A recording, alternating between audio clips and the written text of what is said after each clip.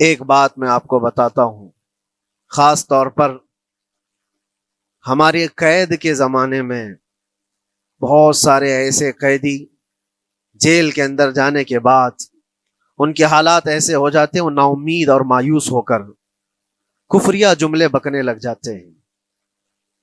ان کے حالات ایسے ہو جاتے ہیں کوئی خدا نہیں، اگر ہوتا تو ہماری سنتا، بہت کچھ عبادتیں بھی کرتے ہیں، نہیں جب قبول ہوتی ہے تو مایوس ہو جاتے ہیں۔ تو یہ تو اندر کے حالات ہیں، باہر بھی کسی کے ساتھ ایسا ہو سکتا ہے۔ میں تو 10 سال سے دعا کر رہا ہوں، اولاد ہی نہیں ہوئی، کوئی یہ کہتا ہے شادی ہو گئی 10 سال ہو گئے بچے نہیں ہو رہے ہیں، کوئی یہ کہتا ہے کہ میری بیٹی کا رشتہ ہی نہیں ہو رہا، ہر وظیفہ کر لیا، ہر دعا کر لیا، پھر یہاں سے نا امیدی، ناشکری، یہ جملے انسان کو کہاں تک پہنچا دیتے ہیں۔ ایک بات میں آپ کو بتاؤں، مولا علی کرم اللہ وجہہ الکریم کی یہ حکمت بھری بات ہے، ارشاد فرماتے ہیں جب کبھی مصیبت آئے اللہ کی طرف سے تو یہ امتحان ہے یا سزا ہے، کیسے پتا چلے؟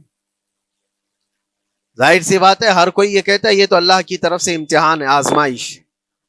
ہم بھی اندر تھے تو یہ بار بار احساس دلایا جاتا تھا، اور بعض لوگ یہ کہتے تھے کہ اللہ کی طرف سے آزمائش ہے، امتحان ہے، اس کو گزار لیجیے۔ بعض مرتبہ امتحان ہے اور بعض موقعوں پر سزا ہے،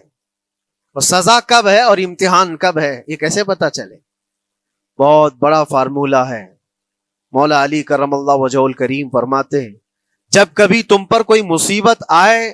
تو یہ دیکھ لینا ان مصیبتوں کے دن میں تم اگر اللہ سے زیادہ قریب ہو گئے ہو، دعا زیادہ کرنے لگ گئے ہو، وظیفے زیادہ کرنے لگ گئے ہو،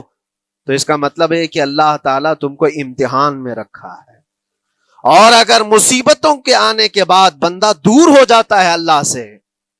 پھر وہ بفر جاتا ہے، گناہ زیادہ کرنے لگتا ہے، تو سمجھ لو یہ سزا میں ملوث ہے۔ اب سب کی زندگی میں یہ مصیبتیں جب آتی ہیں تو خود اپنے آپ کو ریئلائز کرے، احساس کر کے دیکھے کہ مصیبت آئی ہے تو میرے ہاتھ میں تسبیح آ گئی یا پھر گالی گلوچ، مصیبت یا آفت آئی ہے میرے گھر پر تو میں عبادت اور نماز کی طرف زیادہ جا رہا ہوں یا پھر عیش و عشرت کی طرف زیادہ جا رہا ہوں، تو تمہیں خود پتہ چل جائے گا کہ تم اللہ کی طرف سے امتحان میں ہو یا پھر سزا میں ہو۔